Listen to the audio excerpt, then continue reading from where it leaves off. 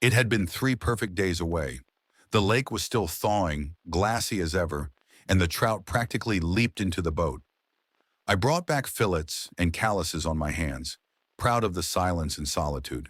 My face was sunburned, my shoulders aching, but it was a good ache, the kind you get when you feel useful, when the world hasn't changed behind your back. Except it had. The first thing that made me pause was the laundry. I had dumped my own dirty clothes in the basket, expecting Laura's usual whites and pastels. Instead, it looked like a confetti explosion of unfamiliar garments. There were bright colors and tags from brands I didn't recognize. A red shirt with rhinestone buttons, socks too large to be hers. I picked up a pair of boxer briefs I definitely didn't own. The scent on them wasn't mine either. Musky, expensive, and wrong. I walked slowly through the house, unsure whether I wanted to find more. In the closet, beneath the coats and scarves, were men's jeans bunched up like they'd been hastily kicked off. I held them for a moment, thumbed the pockets. Crumpled receipts, 2 tickets for a comedy club, dated for last Friday. I was out on the lake then. She had told me she stayed in. In the kitchen, a glass sat near the sink, bottom rim smeared with some kind of gloss. Inside it were 2 broken toothpicks, water-stained. I hadn't used toothpicks in years. I floss. But there they were, jagged ends pressed against the glass as if someone had fiddled with them while laughing. Nearby, I noticed a faint line of ash on the windowsill. Smoke. When I asked her about it later, she said she'd opened the window for fresh air, must have drifted in from the neighbors. We live on 3 acres. I saw more. A wet towel on the floor, coarse dark hairs clinging to it. Laura is blonde, and she never lets her towel touch the floor. Her nails, which she hadn't painted since spring, were a vivid red now, chipped at the edges. She had started humming again, low and lazy in the evenings. I told myself I was paranoid. Still, the humming kept me awake. But it was the note that ended all doubt.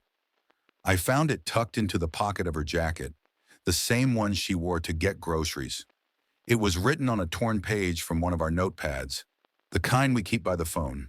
The ink was rushed, slanted. See you Thursday as always. There was no signature, just the certainty of habit in those 3 words. That Thursday, I faked a work emergency. I said I had to fly out, a last-minute call to a contractor. Laura didn't seem concerned. She kissed me goodbye with lukewarm lips and went to water the roses before I drove off. But I didn't drive far. I parked near the old post office, waited an hour, then circled back through the alley behind our house. The ladder leaned beside the shed, and I climbed it slow, careful not to let the rungs creak. I stopped at the bathroom window, heart thudding like it was trying to break through my ribs. Through the steam-blurred glass, I saw the silhouette. Male, broad shoulders, a towel around his waist. He moved like he belonged there, deliberate and slow, humming that same tune she'd picked up. My wife's laugh crackled through the door, not embarrassed, not nervous, just warm and satisfied. I didn't smash the window. I didn't yell. I climbed down the ladder and walked to the garden instead. The sun was setting and lit the potatoes with a golden blush. We had planted them together back in March, hands caked in soil, dreams still shared in quiet conversations. I tore them out one by one, the soil flying in clumps, roots ripping like veins. By nightfall, the garden was barren. I didn't go back inside. Instead, I moved my things to the shed, my boots, my shirts, my tools. I laid my sleeping bag down beside the bags of feed and claimed the corner where we used to store camping gear. In the morning, when she stepped out with a cup of coffee, still wearing someone else's glow, I stood by the fence and simply said, "I live here, and you, there." She stared, confused, but I didn't repeat it. Instead, I sat down on an overturned crate and began writing names on a notepad. Not hers, not his, just mine, and everything I still owned. Because that day, the shed felt more like home than the house ever would again. Laura didn't say anything the next day. Not when I walked into the house to take a shower and left my boots on the welcome mat. Not when I grabbed a box of nails from the hall closet and locked the bedroom door behind me for half an hour. She just stood at the kitchen sink, pretending to rinse dishes that were already clean. Her silence said more than words ever could. It said she didn't know how to fight something that wasn't loud. I wasn't shouting. I wasn't accusing. I was simply existing in a way she hadn't prepared for. I began rearranging the house, not to comfort myself, but to unsettle her. The bedroom walls felt too familiar, too defiled. So I carried our mattress into the living room and placed it crooked across the carpet, sheets still warm from last night's secrets. The kitchen table went into the bathroom, and I placed a candle in the middle of it like it was set for some intimate dinner no one would ever have. Every object took on new purpose. Strange geometry meant to disorient, and she let it happen, until she didn't. That Friday, I told her I'd be going to visit her sister. She narrowed her eyes but didn't ask why. Maybe she thought I was looking for allies or confessions. Maybe she thought I was finally going to scream. Instead, I talked to her sister about a bracelet Laura had lost when she was a kid. Plastic, bright green, with tiny stars. It was nothing important, just a memory we once shared. But when I brought it up, her sister's face twisted. Her hand clenched her wine glass too tight. She changed the subject so fast it was practically an admission. Later that night back home, I heard Laura on the phone. Her voice was low but sharp, clipped words like, "Just say we went to that gallery. Yes, I'll owe you. No, he doesn't know anything." I knew that voice. It wasn't afraid. It was calculated. The next morning, I went to see a man named Jed, an old friend who ran a barbershop by the train station. We hadn't spoken in years, but when he saw me walk in, he stopped mid-trim and offered me a chair without a word. As the buzz of clippers hummed in the background, I mentioned Laura. He looked away. Then he told me he'd seen her, a week ago, in a silver car, with a man who had a serpent tattoo curling up his neck, a tattoo I'd recognize later as belonging to the local boxing coach. A man who taught young hotheads how to throw punches without leaving too much damage. I signed up for a gym membership under the name Eli. No last name, no ID check, just a waiver and $50. I sat in the back, pretending to stretch while I watched him train a kid half his size. His posture told me everything. Confident, too comfortable. He walked like a man who believed no one had ever followed him home. When the session ended, he walked out to the parking lot. Laura's car pulled up like clockwork. He got in without hesitation. I didn't take photos. I didn't film it. I didn't need to. Some truths rot better when you keep them in your head. That night, I broke into the locker room after hours, using a loose window I'd scoped earlier. His gym bag was still there, stuffed under the bench. I took one of his old sweat-stained t-shirts, the one with the logo peeling off the front, and brought it home. I didn't say anything when she walked into the house, just hung it on the coat rack by the door, between my denim jacket and her windbreaker. She froze for a moment before walking past it like it wasn't there. That same night, I took the laces out of her sneakers and replaced them with mine, frayed, gray, full of holes and anger.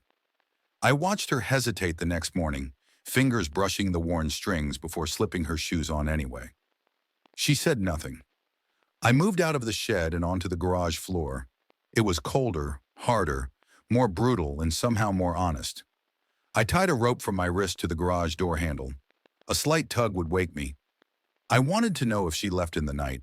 I wanted to feel the betrayal in real time. Then I wrote a list, handwritten, dated, signed, a full inventory of everything she had taken from the house since this began. Pillows, spare keys, a necklace, 3 mugs, a hammer. I called it Items Removed Without Permission. I placed a copy in her vanity drawer, another in the mailbox. She didn't confront me about it, but she began to flinch at every paper in the house. When she finally tried to speak to me one evening, soft voice, eyes glassy, I didn't answer. I walked to the porch, took out a marker, and crossed her name off the mailbox. Just a thick black line. Then I went to her mother's place. Her mother made tea, always had. She offered me the usual sugar and lemon. I declined both.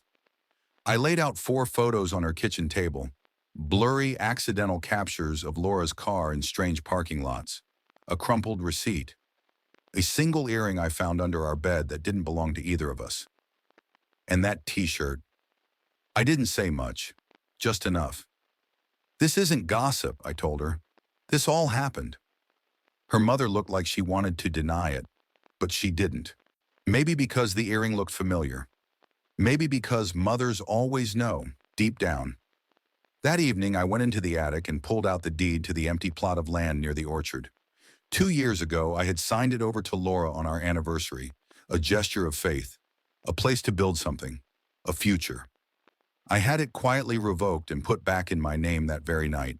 I slept better in the garage after that, not because the world made more sense, but because I had reclaimed something small. And in the war of slow betrayals, small victories are everything. And I knew the battle was far from over. I didn't tell her what I had done with the land deed. I let her keep watering a future that wasn't hers anymore, lugging a hose past the stone path, humming to herself like the past few weeks hadn't rewritten our marriage in jagged script. She still wore the same perfume, still folded the towels the way I liked, still left tea steeping too long in the cup. But it was all just pantomime. The warmth was gone. What remained was routine, like actors performing a play long after the curtain had dropped. By then I had started rearranging everything. I took the bed frame apart and dragged it into the kitchen. The mattress was laid flat in front of the fridge. She didn't ask why. She just climbed over it whenever she needed milk.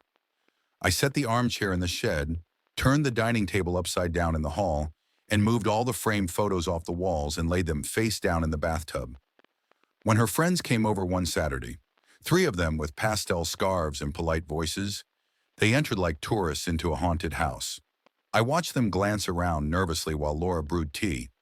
Then I cut all the curtain cords with a pair of garden shears, every last one, tied them into thick knots and hung them on the wall hooks in the bathroom where the hand towels used to be.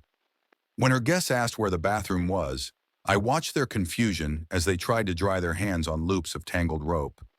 I listened from the shed as someone whispered, "Is he okay?" I wasn't, but I was meticulous. Each night I added to a door I'd pulled from the attic.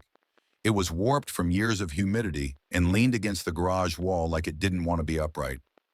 I took all the little things she'd left scattered around the house, hair ties, receipts, old lipstick tubes, earrings without matches, and nailed them to it. One by one. I called it the museum of what she forgot. I even labeled it with a placard made from cardboard and duct tape. The door filled quickly. On Tuesday, she made soup. Split pea, the kind I hated. She said nothing as she set a bowl on the garage floor beside me. I ignored it until it cooled into something that looked like moss in a graveyard. That night, I took the broken leg from an old stool and stirred the ashes in our fire pit. I threw in every book we'd once read together. All of them. Dog-eared paperbacks with our scribbles in the margins. The romance novel she used to cry at. The gardening guide we used to plant our potatoes. I peeled the covers off first and left them in a neat pile by the porch. She didn't ask why the air smelled like burning history. A few days later, I slipped into her car while she was in the shower. I didn't touch anything. I just sat in the driver's seat for 10 minutes and stared at the dashboard. I knew where she kept her second phone now, wedged between the tire jack and a gym towel in the trunk. I left it alone. Let her think it was safe. I wasn't there to confront. I was there to understand how far it went. I made a chalkboard in the kitchen wall using leftover paint and old plywood. Drew arrows, circled dates, scribbled names. Laura, the tattooed man, her sister, her co-worker's alibi. I titled it Operation Dignity Recovery. She stared at it one morning, toothbrush still in her mouth. Her eyes lingered on the date I'd boxed in red. The Thursday I found the note. That night, I pulled our old wedding photo out of the hallway box and shattered the frame against a rock in the garden. I scratched her face out with a roofing nail and left it among the tools in the lover's garage. He would find it eventually. Maybe after wrapping his knuckles with tape. Maybe while reaching for a wrench. Maybe he'd understand the message. Maybe not. The next morning, Laura found it on the front porch. I didn't put it there, but someone did. Maybe him. It was half charred along the edge, like someone had tried to burn it and change their mind. She stood with it in her hand, her knuckles pale, then dropped it in the trash and swept the ashes off the steps. I never asked how it came back. I didn't want the answer. Her favorite tea set, the one her grandmother gave her, the one she only used when guests came, went down the well that afternoon. I dropped it in one piece at a time. Plate, cup, saucer, sugar bowl.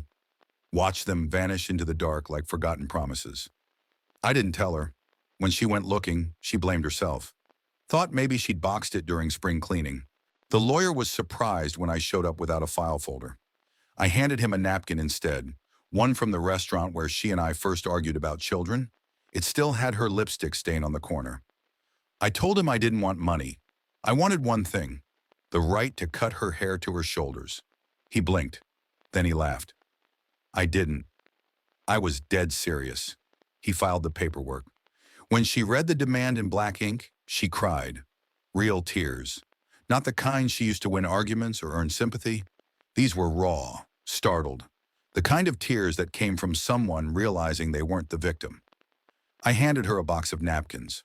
Not new, not soft. Old, scratchy ones from that same restaurant. The place with flickering candles and the bill we argued over. She wiped her eyes with it. Didn't even complain about the texture. That night, I burned the couch. The same one where I caught her leaning too far into a conversation with someone who didn't deserve her loyalty. She once claimed it was just talking, but that kind of talking leaves heat in the cushions and invisible bruises under skin. I watched it curl into flame, leather hissing, stuffing catching like dry leaves. The smoke climbed fast. She watched from the window. Didn't stop me.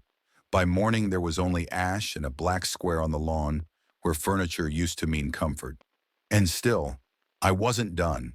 I wasn't angry in the way most people think of rage. I wasn't smashing plates or flipping tables. I was curating destruction, turning betrayal into something cataloged, framed, intentional. She could have left. She could have fought. But instead, she watched. Maybe because she knew I wasn't seeking revenge yet. I was only laying the foundation. The morning he finally came by, I was feeding the horse. I'd sold the truck 2 weeks earlier, posted it for cash on a bulletin board at the feed store. The same day, I walked into a neighbor's ranch and asked if he still had that chestnut gelding no one could break. "You want honest?" he said, laughing. "He bites." "That's fine," I replied. "So do I." I named the horse Honest, not for the irony, but because it felt like the last thing I could trust with 4 legs. He didn't lie, didn't hide, didn't say he loved someone, then crawl into another bed. Honest slept standing and kicked when startled. Seemed like the right energy to keep close. I built a rough kitchen under a tarp out in the field. Just a table, a camp stove, a chipped sink, and a wooden bench I made from broken furniture. I didn't eat inside the house anymore. The room stank of rot I couldn't scrub out. Not mildew or garbage, but memory. I left all my tools in the open air. Let the wind blow through them. Let the rain settle in the screw heads and loosen the bolts. Every morning at 6, I ran barefoot over the gravel behind the orchard until my heels bled. It was a ritual, a promise to myself. This is for every lie she told. I didn't patch the wounds. I let them dry into cracks. The pain felt earned, necessary, like a second spine growing underneath the first one. She tried to send me divorce paperwork. I rejected it. Every time. Told the lawyer I wasn't divorcing in secret. This wasn't a transaction. It was a declaration. I drafted my own document, 5 pages handwritten in black ink. At the top it read, "Declaration of return to single status with public explanation of cause." I stapled a copy to the community board outside the church. Another went to the town hall clerk. The third I nailed to the gate outside the house. A new sign hung beside it. "This is not the end. This is cleansing." People stopped. Some stared. Others looked away. A few laughed. One old man left a pair of work gloves on the gate post. No note, just that. Gloves. I took it as a nod. My cousin offered me a job back in town. Said the lumber yard needed hands. I thanked him and declined. I wasn't ready to be around people who still had wedding rings on. I wasn't ready to have small talk with someone who might mention her name, or worse, ask if we'd worked things out.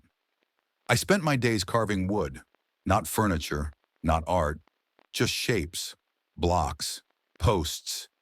A figure of a woman, faceless and rough-hewn, made from cedar. I stood her at the entrance to the field. When a neighbor asked, I said, "That's who I loved." No one asked twice. One afternoon, I drove a rusted post into the spot where our gazebo used to be. It took an hour with a mallet and thick nails. To it, I hung a few of her things. An earring I found behind the dryer, the scarf she wore on our last vacation, and the perfume bottle she hid behind the cereal box. I didn't smash them. I displayed them. Let her see what was left of her story. I planted an oak tree beside it, young, wiry, just barely rooted. I sat there as the sun dropped behind the hills and whispered to the soil, let it grow on her shame. Maybe it would take, maybe it wouldn't, but it was a beginning, and that was enough. That week, the boxer, drove up while I was cutting firewood. He didn't park close, just stood at the edge of the road, arms crossed, waiting. I saw him, didn't stop sawing. When the chain caught the grain wrong and split the log jagged, I shut it down and walked over. He looked tired, guilty maybe. He didn't say anything. Just nodded once and reached into the truck bed, handed me a bag. Inside was the wedding photo, the one I'd left in his garage, still burned along the edge. Smelled like smoke. I didn't know she was married, he said eventually. I didn't know she was gone, I replied. He left without another word. That night I brought the photo inside, not to forgive, not to remember, just to mark where I'd been. I tacked it to the inside wall of the shed, next to my rope cot. I didn't cry. I'd done all the crying in the space between meals. A few days later, she tried to talk to me again. She stood at the gate, wrapped in that same coat she wore the day I first saw her smile. For a second, she looked small. I almost let her in. But then I remembered the silence in our bathroom the day I saw another man's towel on the floor. You have no place here, I said. I was stupid, she murmured. No, I told her. You were deliberate. She left. Didn't come back. That night, the first leaf fell from the oak. Tiny, brown, crisp at the edges. I picked it up and held it for a long time. It didn't feel heavy, but something about it settled my chest. Like a hand pressing gently, telling me, it's time. The next morning, I cleared the land, took a shovel, marked a line, and began turning over the earth. Honest watched from the hill, snorting at the flies. I stripped off my shirt and let the sun blister my shoulders. I wasn't rebuilding the house. I was starting something else. Without her, without any echo of what used to be. The potatoes were gone, the books were ash, the couch was smoke, the marriage was a fossil. But the dirt still grew things. The ground didn't hold grudges. By dusk, I had marked the foundation. It wasn't much, but it was mine. Let her burn in the story she chose. I have a new one to write, with firewood, with quiet, with bruised heels and a horse named Honest. That's all for now, folks. Thank you for being with me today and listened.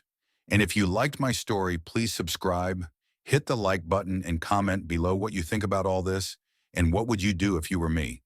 Also, don't forget to check my other stories in description below.